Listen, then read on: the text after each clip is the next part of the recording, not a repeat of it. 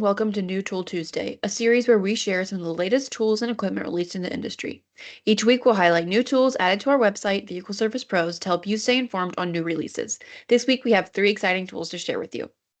Our first tool is the low-profile wire stripper from Calvan Tools. This tool features self-adjusting stripping blades that automatically move to the proper position.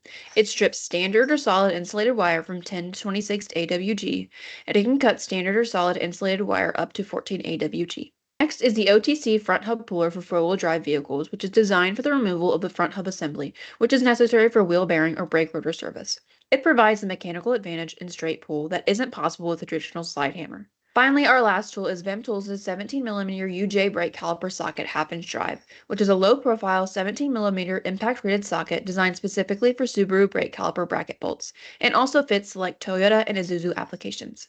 Its shallow design and built-in angle provide the clearance needed to remove caliper bracket bolts quickly and efficiently, allowing the impact to do the work instead of requiring hand loosening.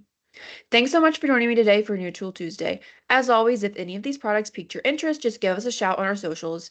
Keep your eyes peeled for new products featured in both our newsletter and print issue by following the links below. See you next week.